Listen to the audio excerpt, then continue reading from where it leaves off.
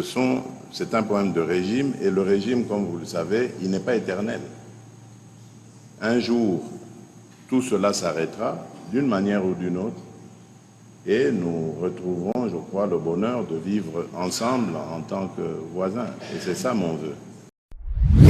Tshisekedi has been able to manipulate individual leaders, countries, now regions, and almost bringing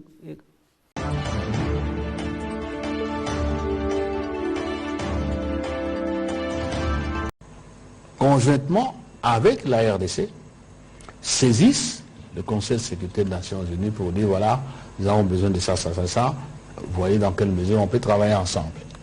Nous devrions également obtenir que la Commission de l'Union africaine exécute les injonctions qui ont été données, les instructions données par le Conseil paix et sécurité.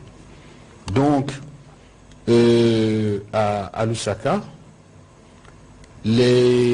la double troïka a dans sa déclaration d'abord désapprouvé fermement ces deux correspondances du gouvernement rwandais qui tendaient à obtenir que l'Union africaine n'endosse pas la SAMI DRC.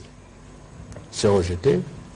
Et la double troïka a précisé dans sa déclaration, et c'est très important, que le déploiement de la SAMI DRC, son mandat, sont conformes, sont basés, sont assis sur le traité qui a fondé la SADC, le protocole de la SADC sur la défense et la sécurité commune, et le pacte de défense mutuelle de la SADC. Donc on n'est pas sorti des textes, on est dans ce qui est prévu et c'est normal. Donc le Rwanda n'a pas de leçon à donner aux gens ou d'objections à faire, d'autant plus qu'il n'est même pas membre de la SADC. Et la double troïka a précisé aussi que la SAMI DRC n'est pas là pour s'occuper de telle tribu, de telle communauté, ce n'est pas son problème. C'est pour faire en sorte qu'elle appuie les efforts du gouvernement de la RDC, entendez là aussi nos forces armées, de manière à restaurer la paix, la sécurité, la stabilité en RDC, comme les forces de la SADC, rappelez-vous, l'ont fait en 2013. Rappelez-vous qu'en 2013, chaque État, chaque gouvernement qui a de groupes armés en RDC a l'obligation, parce que tout le monde s'est engagé, de parler avec ces groupes armés nationaux mais qui se trouvent à l'étranger pour qu'ils rentrent au pays. L'offre de paix. Nous l'avons fait. C'est ça la présence de Uhuru. Est-ce que le Rwanda l'a fait? Donc, ce sont les citoyens rwandais, les autres le reconnaissent, ils doivent rentrer dans leur pays. Autre alternative, c'est connu internationalement, qu'on leur trouve un autre territoire qu'ils partent. Il y a des alternatives, on va les anéantir. Ça, c'est pas moi qui le dis. Lisez le communiqué d'avril 2021 à Nairobi, signé même par les Rwandais. C'est comme ça, tout le monde a oublié qu'on a commencé par déployer la force de l'East African Community. On s'est focalisé sur le 23. On a oublié que cette force-là avait aussi l'obligation d'éradiquer la FDLR. C'est là le problème. C'est là le problème. On a renvoyé la balle. Et ils voient que bon, maintenant, ils vont être acculés. Alors, il y a des compatriotes qui jouent ces jeux-là. Qu'est-ce que ça nous ferait, nous, le Congolais, que si il a peur qu'il y a FDLR à tel endroit, on puisse en finir avec les FDLR. Si un Congolais est effarouché parce qu'on dit qu'il faut un plan, il faut un programme pour mettre fin au FDLR, mais il fait le jeu du président Kagame, parce que nous savons qu'il y a des FDLR qui sont fabriqués à Kigali. Bien sûr. Il y a des FDLR qui sont fabriqués à Kigali. On a envoyé, lorsque le président Tshisekedi arrive, il y a eu des opérations. Demandez au commissaire des Nations Unies. Et d'ailleurs, en accord avec la technique, je vais demander les tableaux récapitulatifs de ces opérations qui ont été menées depuis 2009. Et on a toujours combattu. On Voilà, pourra les le mettre à tableau la est là. disposition des médias. Donc là, vous pouvez voir, c'est un tableau opération Umoja Wetu, Voilà. opération Kimia, opération Amanileo. On donne la période des opérations qui ont été menées par nous-mêmes. Et il y a des opérations que nous avions menées d'ailleurs avec les Rwandais à l'époque. Nous mettrons tous ces documents à votre disposition. Comme Voilà. ça, on est sur Voilà. la même longueur d'onde. Voilà. Alors, qu'on vienne nous montrer, chef de l'heure là, qu'on trouve des solutions. Et je répète encore, dans le communiqué de Nairobi, il est dit, ceux qui vont refuser de rentrer chez eux seront considérés comme des faits négatives qu'il faut neutraliser. Cela, il faut placer chacun devant ses responsabilités. Et on dit, ils n'ont pas pris d'engagement. Mais lisez le paragraphe qui suit. Qu'est-ce qu'on dit? Dans le cadre de la mise en œuvre de ce plan et programme, la délégation rwandaise s'est engagée à quoi? S'est engagée à revoir les mesures et dispositions prises pour la sécurité et la défense du Rwanda. Ça veut dire quoi? Ça veut dire ceci, renvoyez-vous à la suite du communiqué parce que vous l'avez dans votre téléphone. Ça veut dire ceci. 1. Nous traitons un problème qui est un préalable. Le préalable, c'est lequel? Et c'est là qu'apparaît la divergence que vous voyez à la dernière page. Pour nous, le préalable de tout débat de fond, c'est le retrait des troupes rwandaises. C'est écrit dans le document. Et ils ont dit non, on n'est pas d'accord sur ça. À prendre ou à laisser. Alors ils ont retorqué, d'accord, parce qu'on va faire cesser le feu. Cesser le feu signifie que la RDC ne peut plus, comment dirais-je, mater, excusez l'expression, les M23 qui constituent une force terroriste. On a dit, mais c'est la bêtise. Vous avez écrit, vous dites c'est un problème interne. Qu'est-ce vient faire les M23 ici? Et vous voyez dans le document aussi, il y a un paragraphe qu'on dit, poursuivre les négociations. Ça veut dire que, et c'est la manière dont les paragraphes sont ordonnés, ce n'est pas par hasard. La première chose, parce qu'au Congolais dit, mais on a lu un paragraphe, on ne comprend pas ce qu'il y a, j'ai essayé de donner les détails, dans la mesure du possible. Non. Et tout cela renvoyé au chef d'État. Alors, de deux choses l'une, où nous disons que nous sommes prêts à mettre fin à cet alibi d'FDLR et nous renvoyons la balle à ceux qui sont venus avec l'affaire, on les identifie, où sont-ils, et on met en place le mécanisme. Et alors on va voir ce que le Rwanda va nous dire. Si cela est fait, c'est ça la vérité. Voilà, VPM, on va prendre les questions des médias. Je vous préviens qu'on va prendre 30 minutes, parce qu'on va déjà grignoter le temps d'antenne de la télévision nationale. On va commencer cette série de questions par M. Paul Lorgéry. Ensuite, ce sera Fiston Oleko.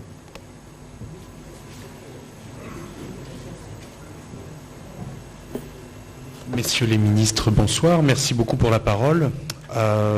Première petite question, deux questions en une.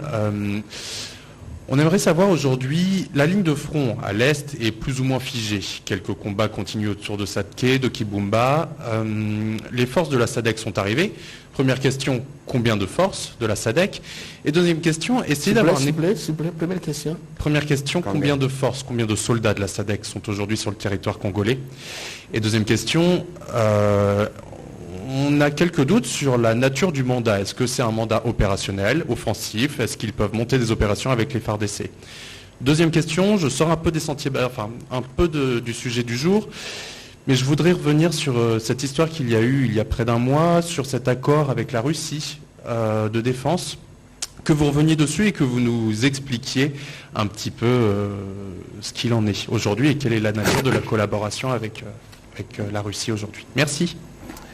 Alors, le vice-premier ministre va vous répondre, mais sur la première question, on ne peut pas dire qu'il y aura 2 militaires, 3 militaires. C'est bien, c'est une question pertinente. Il a donné une partie, non. Je ne sais pas dans quel pays une armée ou une autorité politique peut dire nous avons un militaire, des militaires avec tel type d'armes. Non, ça procède du secret militaire, je suis désolé. Et deuxième question, le mandat. Le mandat est clair, comme de l'eau claire dans un verre clair. Insipide, inodore, incolore. Si vous avez soif, vous la buvez.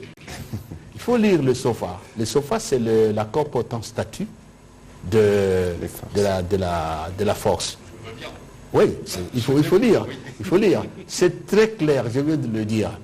Les mandats, c'est de soutenir les FARDC pour recouvrir l'intégrité territoriale de la République, restaurer la sécurité et en fait mettre fin aux groupes armés. Groupes armés, ce n'est pas seulement les 23. On ne dit pas assez ça. Ce n'est pas seulement les 23. Peut-on accompagner, soutenir une armée en opération sans se mêler au combat? C'est simple. Je viens de vous dire. J'ai ici la déclaration d'avant-hier. La SADC soutient, est déterminée à soutenir les FARDC diplomatiquement et militairement. Bon, écoutez, moi je ne suis pas militaire, mais je sais que, bon, si vous ouvrez le dictionnaire, militaire ne le soutient pas en faisant des blagues avec lui, en lui racontant des histoires. C'est d'être avec lui au combat. Et ce n'est pas théorique. Parce que ce n'est pas la première fois que la SADC vient. Les troupes de la SADC ont été dans la force d'intervention de la MONUSCO FAIB. Est-ce qu'il faut vraiment une démonstration particulière? Seulement, c'est qu'il y a ces mandats s'exécutent, mais ça ne nous empêche pas de continuer le combat diplomatique et pourquoi pas le combat de la communication. Bien sûr. Voilà. Voilà. Je ne sais pas si j'ai oublié. Ah, encore avec la Russie, non. Nous n'avons jamais signé d'accord avec la Russie, ni discuté avec la Russie d'une assistance militaire. C'est de mise en affaires étrangères que vous parlez. Nous avons trouvé, le président Tshisekedi a trouvé un accord militaire signé par nos prédécesseurs, mais qui lui-même n'a jamais été exécuté. Et nous n'avons jamais posé le problème de l'exécution de cet accord. Je crois là aussi, c'est clair, c'est blanc comme neige. Voilà. Et la levée de l'obligation des déclarations des armes et munitions vendues au Congo. Qu'on a après presque 20 ans. L'embargo. Ça fait plus de 20 ans. C'est ce qui nous a permis d'acheter les armes, de requinquer nos forces et de faire en sorte au moins qu'ils résistent. Ça, c'était important. 2. Nous avons réussi à faire basculer l'opinion de ceux qui pensaient que tout ce qu'Kigali racontait était des paroles d'évangile. Avant nous, connaissez-vous un seul pays au monde qui a dit au président Kagame, retirez vos forces de la RDC. Cessez de soutenir l'M23. Vous êtes des médias, dites-moi, nous avons réussi cela. Ceux qui hier le soutenaient ont compris qu'en fait c'était de bluff, que le vrai problème, ce sont les richesses de la RDC. Tout à fait. Troisième succès, et il est éclatant, nous avons démystifié. Félix Antoine Tshisekedi a démystifié le président Tshisekedi, c'est le président plutôt, je m'excuse, Kagame, qui s'agite tout le temps. Est-ce que vous avez vu M. Kagame faire des interviews à longueur de mois? Il y a une qui circule maintenant. Il en fera une après ses briefings. Il semble qu'il est Jeune Afrique, il est très fort. où il dit que Tshisekedi en fait pose des actes, mais il ne connaît pas les conséquences de ces actes. Et il va très loin. On lui dit, mais est-ce que vous prenez au sérieux les menaces du président Tshisekedi? Il dit, oui, je prends au sérieux, il est capable de beaucoup de choses. C'est lui qui ne connaît pas les conséquences, qui ne mesure pas les conséquences de ce qu'il fait en hypothéquant l'avenir d'une communauté congolaise, de Tutsis congolais, qu'il a instrumentalisé, qu'il transforme en une marchandise qu'il vend partout. Tout à fait. Est-ce qu'il réalise l'avenir de cela? Nous sommes une nation unique, 450, on n'a jamais connu des génocides chez nous. Et quelqu'un veut vous dire, ouais, il y a des persécutions, mais ça reste là-bas, nous on n'a pas besoin de ça. Et en mettant dans la tête des Congolais qu'il y a parmi nous des compatriotes C'est de la stigmatisation. qui sont protégés par un pays étranger, qui se donnent le droit de venir chez nous piller sous prétexte qu'il les défend. Est-ce qu'il sait ce que cela va donner d'ici 4 ans, 5 ans, 10 ans, 20 ans, 50 ans? Il est en train de fausser l'histoire de notre pays, de creuser de trous. Et je demande à tous les Congolais de ne pas tomber dans ces pièges-là, particulièrement les Congolais Tutsis. Parce qu'ils n'auront jamais ce qu'ils ont aujourd'hui, ici, là-bas. Vous comprenez? Nous avons gagné sur ce point-là. Et le président a été très clair à son passage au briefing sur ça, parce qu'il a dit qu'il y a des compatriotes Tutsis qui décèdent pour défendre le territoire national. Oui. Et nous sommes satisfaits aussi, aujourd'hui, si vous allez à l'Union africaine, ce n'est plus les vents d'il y a quelques mois. Il y en a qui disent, oui, ça suffit quand même. Lui aussi. Il se prend pour qui? C'est le nouveau Napoléon, c'est le nouveau, parce qu'on n'aime pas citer les noms de l'histoire, mais l'histoire. Donc, on a avancé très sérieusement. Mais ce qu'il faut savoir, je comprends votre souci. La diplomatie appuie un combat. La diplomatie permet d'avancer sans faire couler le sang. Mais lorsqu'il y a une action militaire, et le président en est très conscient, notre diplomatie réussira. D'autant plus que nous serons en mesure de soutenir notre armée, de faire en sorte que, et c'est là votre troisième question, de faire en sorte que ces jeunes gens qui ont décidé de sacrifier, de faire couler leur sang pour la nation, avancent. Notre diplomatie fera encore mieux, il fera encore mieux si nous tous nous restons mobilisés. Absolument. Si nous tous nous restons, ici je vous ai dit, il y a des pays, des peuples qui ont gagné des guerres contre les grandes puissances. Rappelez tout ce qui s'est passé en Asie, Vietnam, Cambodge et tout. Donc, il ne faut pas qu'on croise les bras. Oui, la diplomatie va tout résoudre. Non, non. Le travail, il est fait. Toutes les données ont changé, sont en notre faveur. Les vents soufflent pour nous. Mais il faut domestiquer ces vents pour que ce soit une énergie qui éclaire de l'avenir, pour que ce soit une énergie qui nous donne les fondamentaux pour construire ensemble notre avenir. Et arrêter ce qu'on nous a mis sur le dos. Alors, la troisième question, c'est les M23 continue. Nous, là encore, les compatriotes, on ne se bat pas contre les M23. On se bat contre le Rwanda. Écoutez, les missiles sol-sol. Solaire. Est-ce que dites-moi, les M23 a quelles entreprises pour gagner de l'argent? Les M23, c'est quelle société ça? Ces armes-là, ce sont que les États qui les achètent. Nous nous battons et le Rwanda ne nie pas. Pourquoi vous ne voulez pas de M23 tout le temps alors que le Rwanda vous dit j'ai bombardé, j'ai fait ceci, j'ai fait cela? Non, il ne faut pas qu'on tombe dans ce piège-là. Nous avons un problème et le président ne l'a jamais nié. Mais c'est le ministre de la Communication, il faut qu'on insiste sur ça. Regardez, quand l'AFDEL vient, qu'est-ce qui se passe? Elle entre, tout notre système de sécurité est décomposé, détruit. L'armée, les services de sécurité, et j'en passe. Il nous fallait du temps pour reconstruire notre système de défense, avec tous les corps qui sont impliqués. Et c'est à ce moment-là aussi que les mêmes pays, les mêmes voisins, commencent à nous déstabiliser. On a connu le Kundabatware, Jules Mutebouchi. Si vous voyez, c'est un peu cyclique. Il ne passe pas 5-6 ans sans qu'il y ait une perturbation. On n'a pas eu le temps de reconstruire l'armée nationale. Beaucoup de Congolais oublient ça.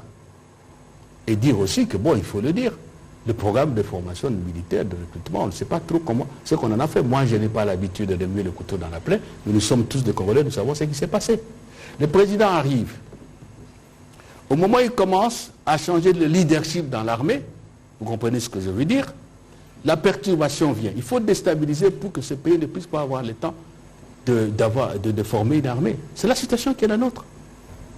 Ces jeunes gens que nous prenons, ils sont pleins d'énergie, ils sont pleins de volonté. C'est pas facile d'être faire militaire. Parce que militaire, c'est quand tu fais militaire, ou tu tues, on te tue. C'est pas donné à tout le monde. Et malgré cela, les chefs de l'État, le gouvernement, on résiste, on se bat. Donc, nous avons affaire à une armée classique, c'est pas moi qui le dis, c'est le secrétaire général des Nations Unies, Guterres, il y a 2 ans. Vous avez suivi. Septembre. Hein? Ça, il y a 2 ans. C'est la MONUSCO qui le dit. Et bon, Samy est en phase de déploiement. Il faut le reconnaître. Mais les informations que nous avons, Samy se met en soutien de la RDC. Demandez les militaires qui sont là, ils vont vous dire. Le nombre encore réduit des troupes de la SAMI RDC, ces troupes-là sont mises à contribution. Et dans les jours à venir, lisez le communiqué. Vous allez voir ce qui va se passer. Hein. Voilà. Donc, ce n'est pas comme ceux qui sont arrivés ici, l'EAC, excusez, monsieur le ministre, parce qu'il a parlé de l'EAC, qui commence dès le début, on vous dit, dès qu'on atterrit à Goma, les gens ne sont pas venus nous battre. Est-ce que je mens? Non, nous sommes venus pour être une force de tampon.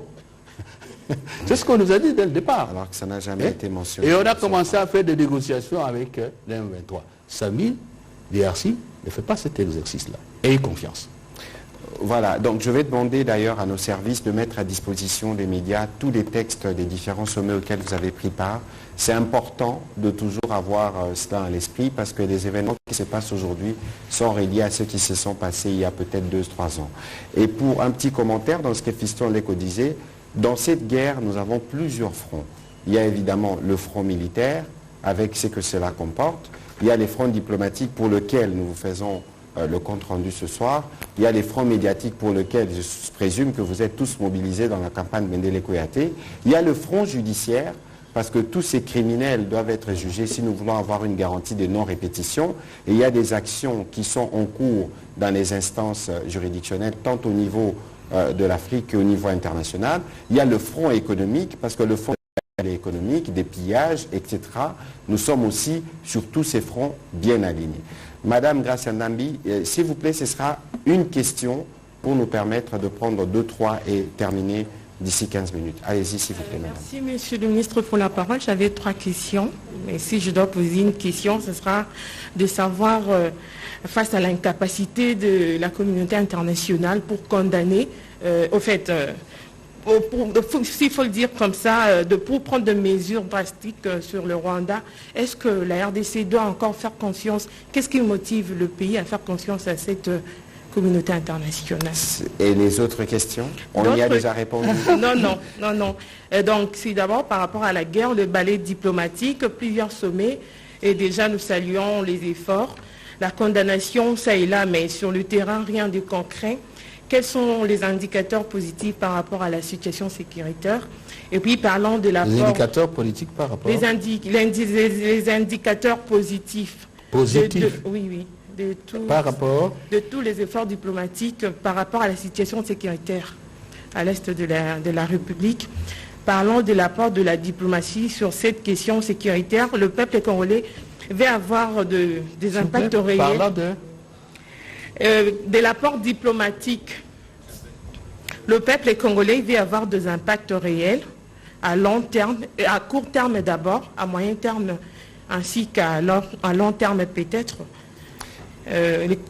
Voilà, on a dérogé parce que c'est le mois de mars. Qu'est-ce que le peuple, qu'est-ce que le peuple peut s'attendre de tous ces efforts diplomatiques? Je crois que c'est la démarche même que nous faisons dans le cadre de cet exercice de redevabilité.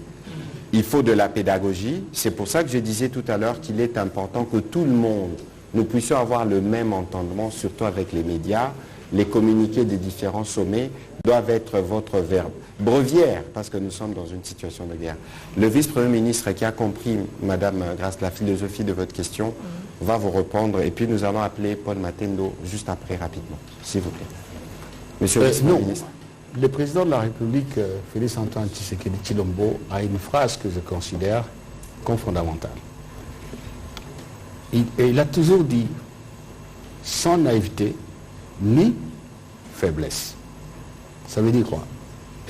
Nous savons, et moi-même je vous l'ai dit, que nous n'aurons pas résolu notre problème en ne comptant que sur les efforts de l'extérieur. Et il y a eu le plan Marshall à l'époque et tout. Je ne connais pas un pays qui construit sa sécurité en ne comptant que sur les efforts extérieurs.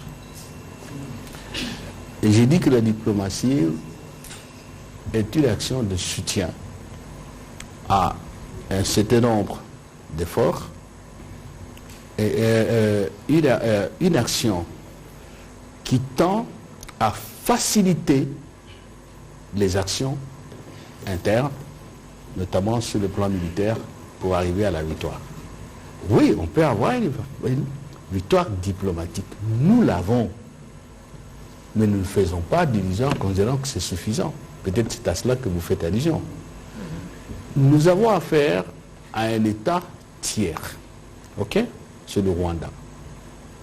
La présence de l'État tiers dans cette crise, surtout que cet État tiers, en fait, c'est l'auteur principal, nous amène fatalement sur la place publique internationale, qui a ses instruments de gestion de crise, qui a ces mécanismes, et malheureusement, à ce niveau-là, tout est très lent.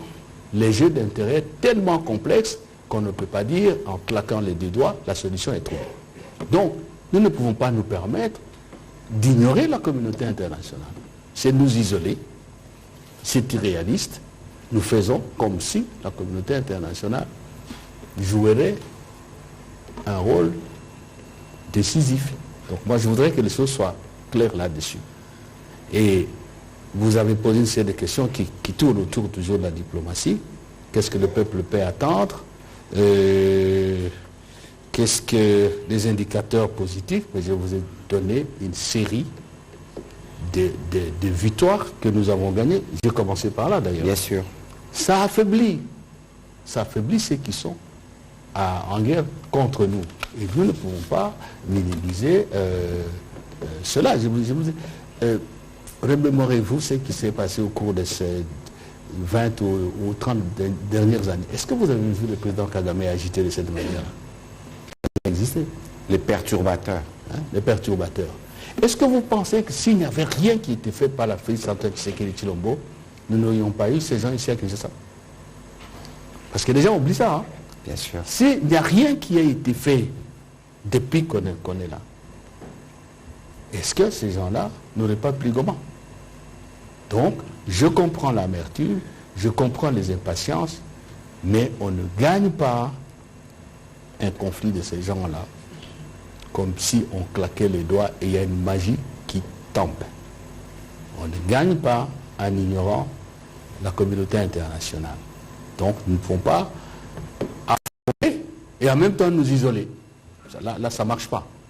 Ça marche pas. Voilà, je dois rappeler que c'est un conflit qui dure plus de 25 ans.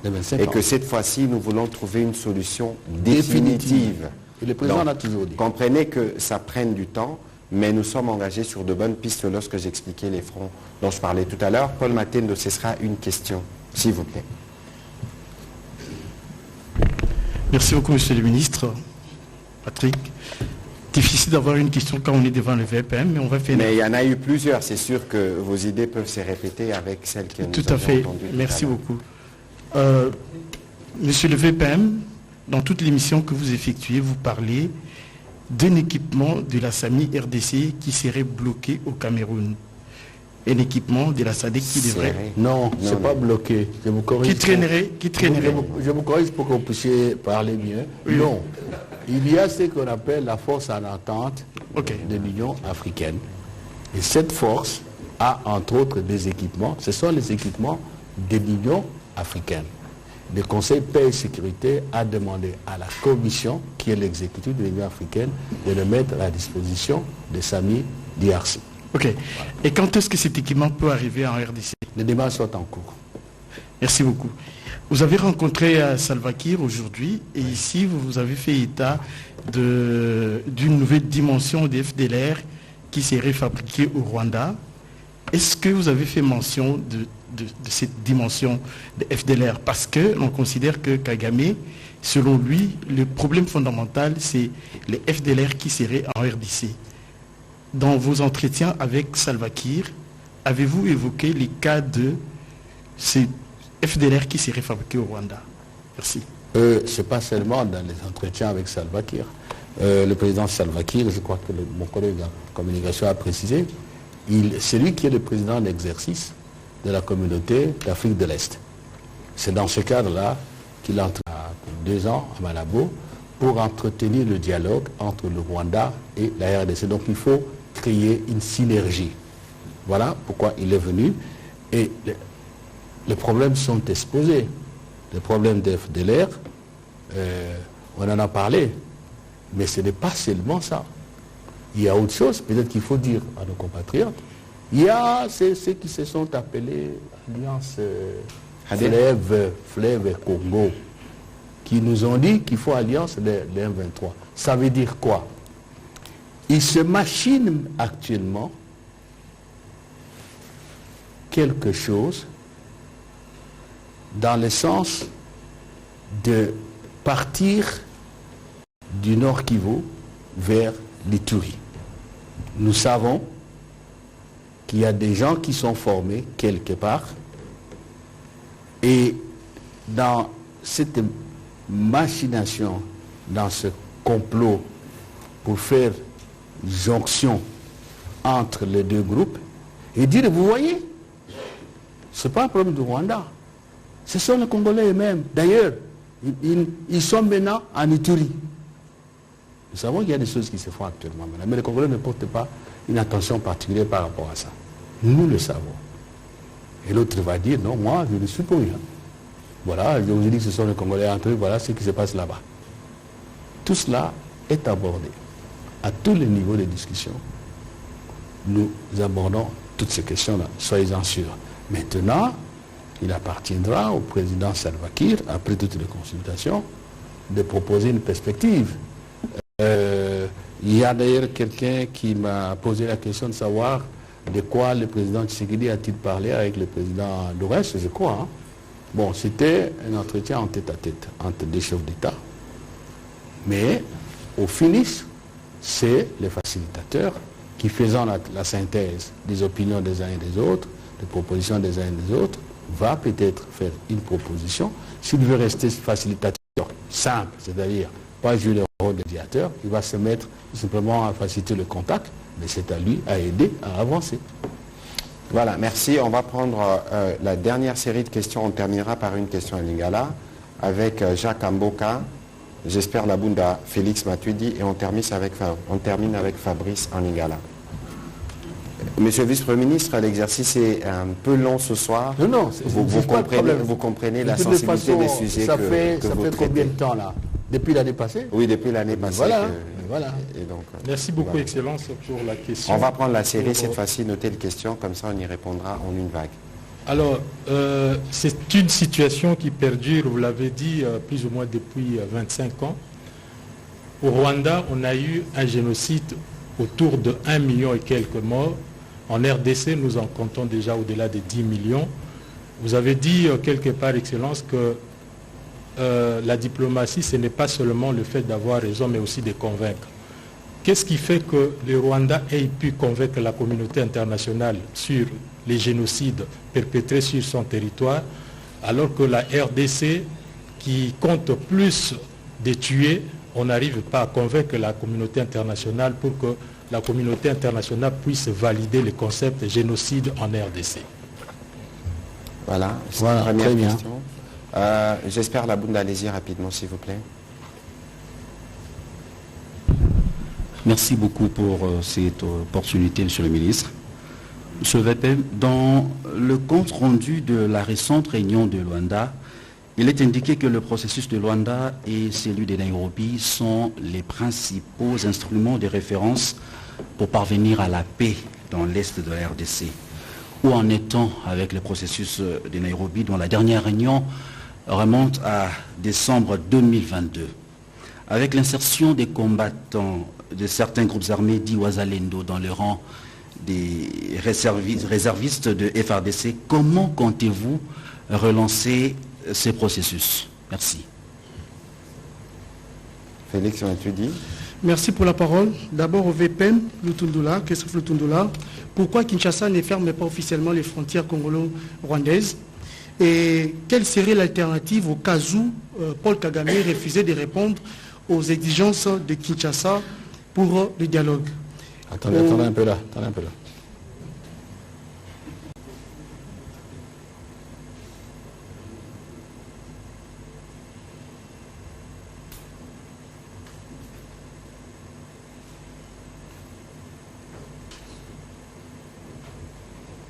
Oui.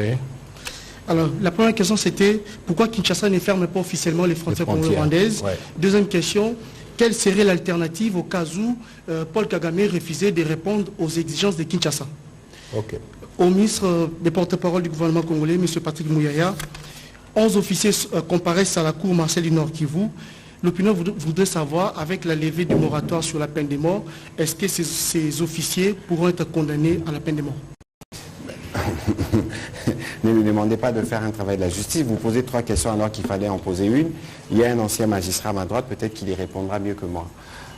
Bon, on va terminer. VPM, question morosa na lingala. Comme ça, on a soukapo batuba comprendre pe nous salons mieux ce sala na cadre de diplomatie. Oui, matondi mingi Thomas Patrick Mouyaya, Zambie, Baï Congo, Balinkoye, Boloba qui était Congo démocratique et Rosolola, Soko Mokete na Batomboki. Kasi boni bino lelo bokomi kosola susuna représenté à Batomboki, il y a M23 aux ali Paul Kagame. Na mwana mboka Patrick Mouyaya ngambo ya Brazzaville bazali kofunda mbula matala ekolo Congo démocratique ko kata bango lotiliki Zambie bazana mwa kokoso et puis ba beti ndembo ya basi boti bongo na lisano kuna na Ghana bazongi ba kolela lumeya na bango sur $2500 ba kopesa bango $20. Ok, on va essayer d'aller rapidement. Il y a celui Jacques Amboka qui voulait savoir pourquoi le Rwanda a passé le message de génocide alors que nous, on n'arrive pas à le faire passer. Donc c'est le contexte. D'abord, c'est le contexte totalement différent. Le contexte qui a fait qu'on se trouve devant deux tribus qui se tuent, comme ça s'est passé là, et ce n'est pas le Rwanda seul qui a porté le discours des génocides sur la place publique internationale. Les organisations de droits de l'homme, les systèmes des Nations Unies et ainsi de suite. Donc le contexte est tout à fait différent. Chez nous, il y a des morts, plus d'1 million. Mais ce ne sont pas des morts de personnes qui sont tuées comme appartenant à telle tribu, à telle religion, ou des personnes dont on décide qu'on va mettre fin à leur vie parce qu'il y a ce type d'appartenance. Ce sont des Congolais qui meurent, mais il faut rentrer aussi dans la typologie internationale. Donc, il y a beaucoup de Congolais qui sont morts. Au sens générique des termes génocide, on peut peut-être en parler, mais au sens technique, c'est tout à fait différent. Tout à fait différent. Mais cela ne reste pas moins grave que ce qui s'est passé au Rwanda. C'est ce que nous avertions à dire à tout le monde. Et je crois que maintenant les messages passent. Les messages passent, il y a des gens qui écrivent des livres, il y a des décisions qui sont prises. Parce qu'on a parlé des sanctions, il y a des sanctions qui sont prises. Et ça va venir. Et nous continuons. Le ministre vous a parlé des actions judiciaires, l'autre jour on en a parlé aussi. Comme ma collègue, Madame le ministre d'État à la Justice, en a parlé aussi. Donc, même si en droit, il n'est pas aisé de qualifier tout ce qu'on a tué au Congo des victimes de génocide, la gravité, elle est la même. Tout à fait. La dynamique ouverte de poursuite du processus de l'aérobie. De toute façon, ils avaient déjà signé d'ailleurs. Oui, il y a une feuille de route. Ce qui est resté, c'est la mise en application. La mise en application, mais ce n'est pas délibérément qu'on a fait ça. Ouazalendo, non. Ouazalendo, ce sont nos compatriotes. C'est ce que le président Tshisekedi dit à tout le monde. Ce qui est vrai. Est-ce qu'on peut empêcher un Congolais de se défendre? Dites-moi ça. Partout au monde, vous pouvez empêcher, allez, taisons la nationalité. Un être humain, quand il est attaqué, il fait quoi? Il se défend. Et on ne peut pas reprocher au gouvernement de la RDC de soutenir Ouazalendo. Ce sont des compatriotes qui se défendent, qui complètent quelque part l'action de défense de nos forces spécialisées. Ce que nous faisons, c'est d'éviter que l'action militaire de Ouazalendo se fasse dans des conditions qui conduisent à des conséquences qui ne peuvent pas se justifier en dehors de l'objectif de se défendre. C'est peut-être vague, mais on comprend ce qu'il y a. Qu'on n'arrive pas à des violations de droits de l'homme, par exemple, parce que même une armée classique défend, et dans la défense tue, j'allais dire aussi se fait tuer, mais suivant les règles d'engagement. Les règles d'engagement. Ça doit pas être des bandes armées. Et c'est pour cela d'ailleurs qu'on a même voté à l'Assemblée, nous sommes des députés, la loi sur la réserve nationale. Réserve armée de défense. Et d'ailleurs, à ces propos, il faut éviter ce que vous aviez dit tout à l'heure, parce que la réserve armée de défense n'a pas encore commencé à opérer. Lorsqu'on dit on prend des réservistes qu'on met dans l'armée, non. Il faut faire la nuance. Parce que la réserve armée a été créée justement pour le besoin d'absorber ces compatriotes qui sont prêts à s'élever à chaque fois pour la défense du territoire national. Cela ne veut pas dire, nous avions fait un briefing avec le coordonnateur du PDDRC ici, cela ne veut pas dire que parce que vous avez une arme aujourd'hui, demain automatiquement vous allez à la réserve. Il y aura un processus de vetting, il y aura un processus de contrôle des conditions d'admission qui sont bien spécifiées dans la loi. Il faut éviter cette confusion, s'il vous plaît. C'est ça. Donc c'est ça le problème de Ouazalendo. Ce sont des Congolais, nous tous. Nous avons l'obligation constitutionnelle de défendre le pays. C'est ce trou-là. Tout à fait. Ce qu'on fait, et les efforts sont faits réellement au niveau du gouvernement, c'est d'éviter des dérapages, d'éviter que ça se fasse, comme dit mon collègue, en dehors des règles, j'allais dire, du jeu. Alors, fermeture des frontières. Le président a donné une réponse, quoi, aujourd'hui. Aujourd'hui, c'était aujourd'hui. Il y a eu une question. On lui demandait pourquoi on ne construirait pas des murs. Oui. Nous n'avons pas de problème, je répète le président, d'ailleurs on venait de suivre ça tout à l'heure. Mais bien sûr. Nous n'avons pas de problème avec le peuple rwandais. Ce sont les dirigeants rwandais qui ne comprennent pas que ce qu'ils sont en train de faire compromet l'avenir même des Rwandais eux-mêmes. On ne sait pas tirer les leçons de l'histoire. Regardez des pays qui étaient très très très puissants depuis l'Antiquité romaine. Ça s'est terminé comment? Ça s'est terminé comment? Toutes les guerres que l'Occident a connues. Parce qu'en Afrique, on a connu, ce n'était pas des guerres de cette ampleur-là. Il y avait peut-être entre les empires, mais ce n'était pas comme tout ce qu'on a connu en Occident. Et ça va se terminer comme le président l'a dit. Ceux qui dirigent le Rwanda aujourd'hui ne seront pas éternels. Ils ne le sont pas, ils ne seront jamais. Et voilà. Donc, il faut voir, ne perdons pas le discernement. Non, non. Il faut se battre, défendre le pays, défendre notre indépendance, défendre nos richesses nationales, mais ne perdons pas la lucidité. Ne perdons pas la lucidité. Et alors, on donnait une question, c'était si le président Kagame fait quoi? Qu'il ne respecte pas les engagements, il ne suit pas ce qu'on lui demande, en fait, continue le comportement. Mais c'est simple. C'est simple. Moi, je crois que c'est le président de la République qui décide en matière de guerre, c'est le commandant suprême, mais nous n'allons pas le laisser faire. La guerre va continuer. Est-ce qu'il y a d'autres alternatives? Nous continuerons la diplomatie. Le président l'a toujours dit. Nous continuerons la diplomatie. Mais en même temps, nous ne serons jamais naïfs pour croire qu'un beau matin, on va venir nous dire « Allez, c'est fini, Kagame est parti ». Non. S'il ne sort pas, ben, on va continuer la guerre. C'est très clair. Alors, la dernière question à Lingala. Non, naïbité ndeko Mutuni naïbité qui a été tous allés kosola na M23 naïbité. Mais na banza nazali na kati ya ba oyo baza kolanda makambo wana pe baza kubunda o pene ya mokonzi na biso président Tshisekedi pona makambo wana ezali te. Dialogue kosola na bango ezali te. Muto ya ina makambo yo mboko ina makambo yo ezali le Rwanda avec le président Kagame. Et toza koloba na bango yebisa eloko za koluka. Kasi pona koyiba biloko na biso ekosalama te. Congolais nyonso ata oyo botami te okola kobotama soka kuti makambo ya boye akoti na itumba.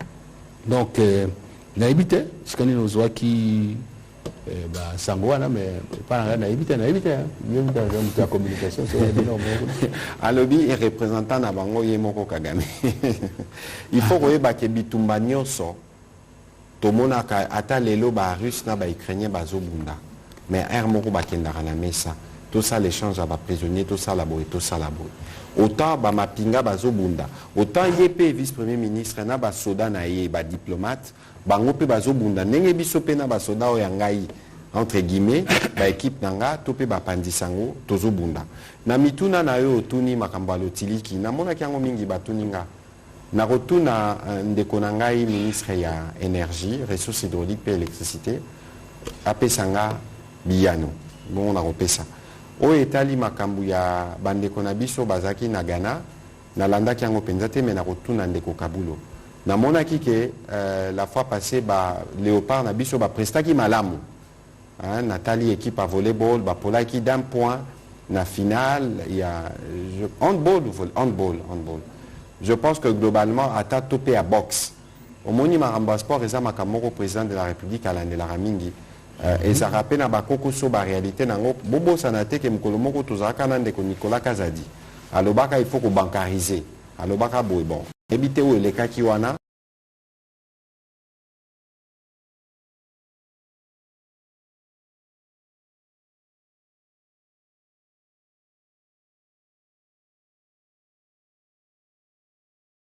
Network. Hi, my name is Nadia Jones and you're watching ATN.